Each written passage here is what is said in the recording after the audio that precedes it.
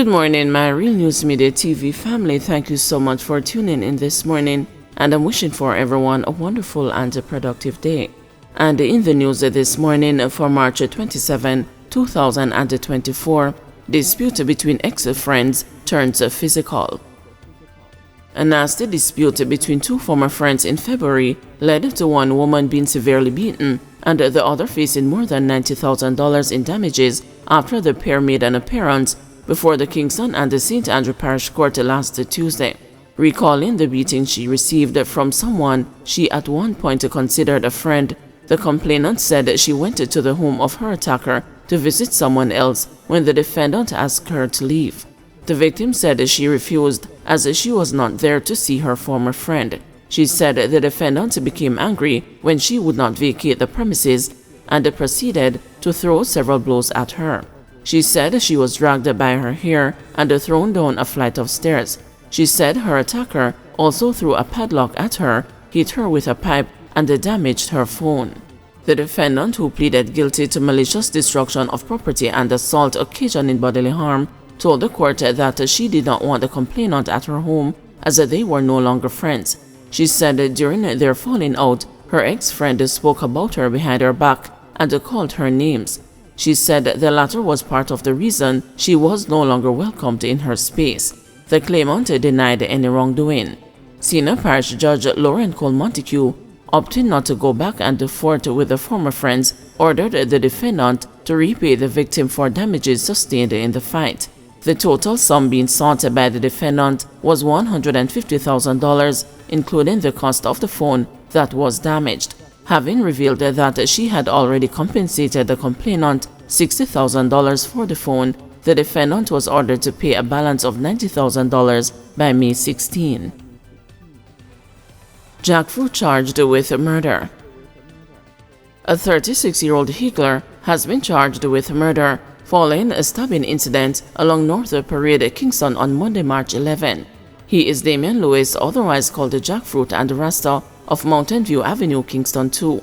Dead is 27-year-old Shander Paul Williams of Rockingham Road, Kingston 2. Reports from the Central Police are that about 9:10 a.m., a verbal altercation developed between Lewis and Williams. The squabble reportedly became physical, and Williams reportedly tried to walk away from Lewis when he was attacked. Knives were brought into play. Williams reportedly managed to inflict a wound to his attacker's abdomen before he was stabbed in the neck.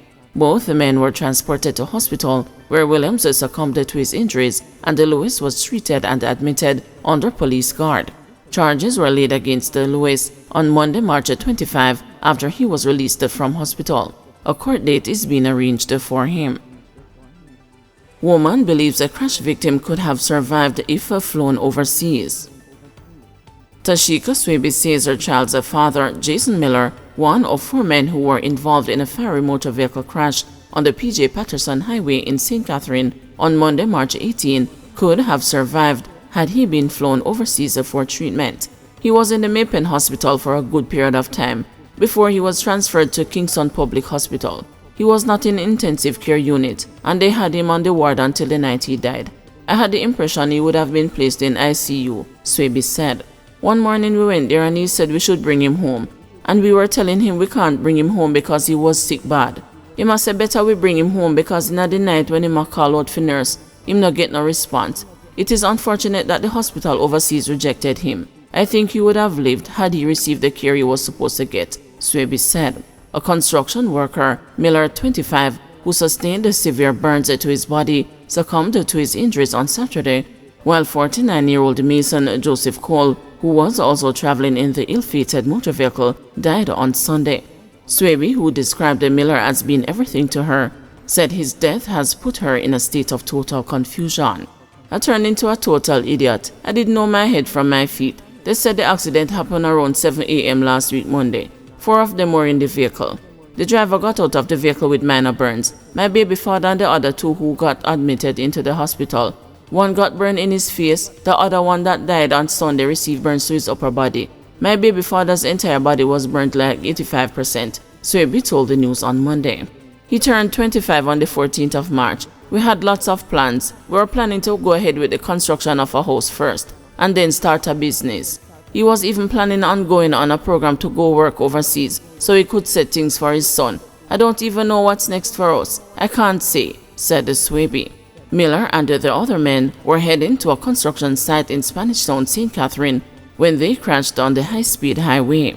According to a report from the police, about 7:30 a.m. on the day of the crash, the men were occupants of a red 1992 Toyota Corolla motorcar traveling eastbound when, upon reaching the Boodles entrance of the highway, a motor vehicle entering the toll road drove into the path of the Corolla. The driver of the Corolla swerved to avoid a collision with the other vehicle, which resulted in him losing control of the motorcar and slamming into the iron railing, after which the car burst into flames. Up to March 22, there were 82 motor vehicle crashes, which resulted in 93 fatalities. While 93 deaths is significant, the Road Safety Unit said that road fatalities compared to the same period in 2023 decreased by 8%. Opposition calls for House Speaker to withdraw reprimand against the clerk. Leader of opposition business in the House of Representatives, Philip Paulwell, has said the parliamentary opposition is requesting that House Speaker Juliet Holness withdraw the controversial letter of remand sent to Clerk of the Houses of Parliament Valerie Curtis. The Speaker, in a letter dated March 22, had accused the clerk of dereliction of duty regarding the handling of 2 reports submitted by the Auditor General.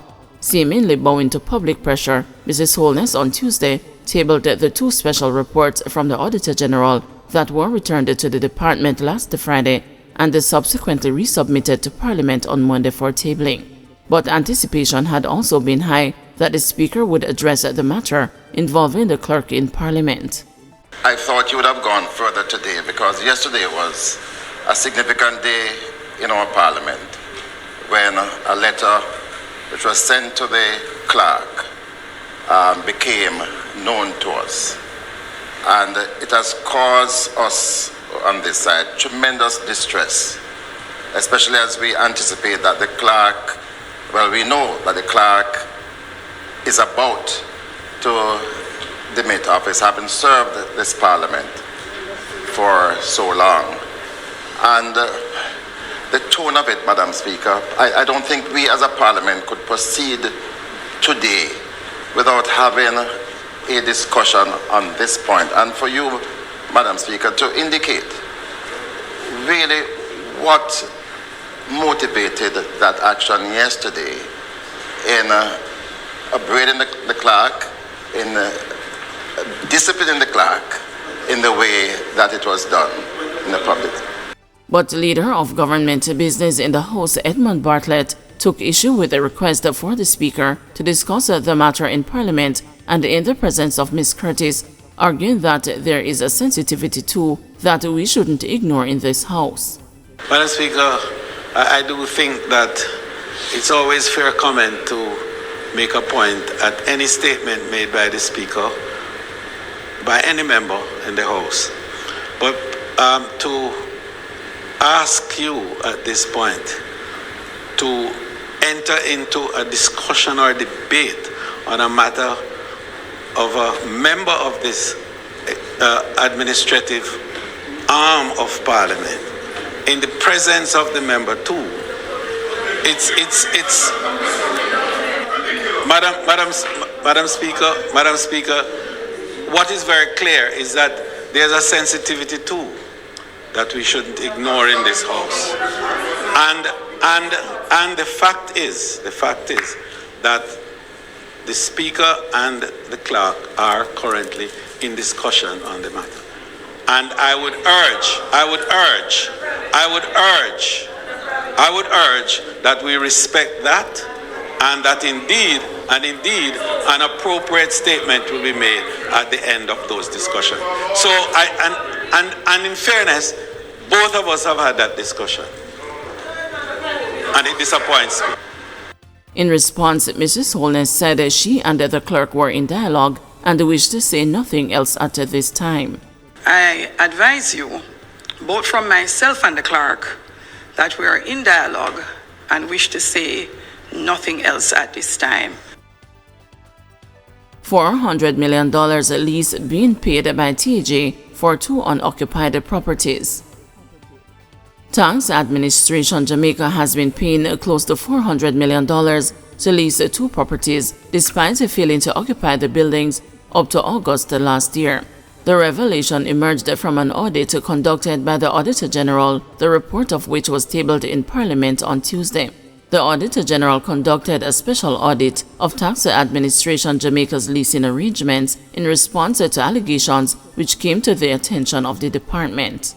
Reports are that TAJ was seeking a property to relocate its tax office in Anotta Bay, St. Mary. It was further alleged that the sitting Member of Parliament, through his private company, bought a commercial building a few meters from the existing tax office, which was subsequently leased to TAJ for approximately $700,000 per month.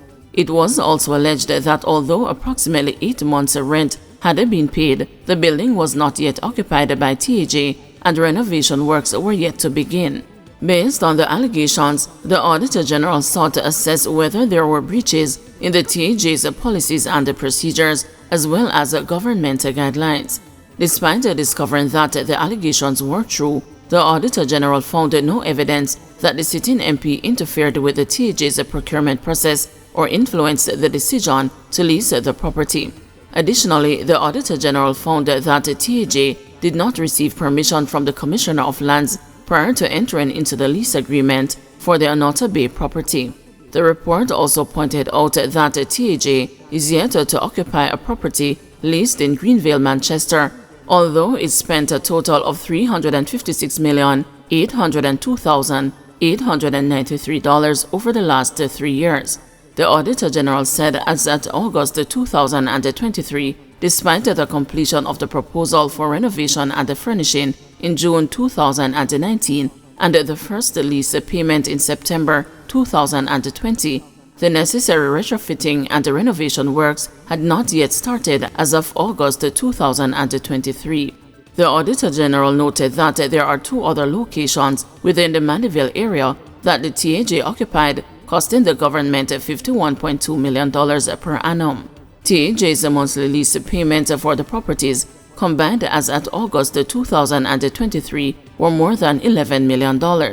Tax Administration Jamaica said it sought to relocate its operations in Mandeville to the 42,300 square foot location to eliminate the challenges in the management and delivery of taxpayer services caused by operating the other 2 locations.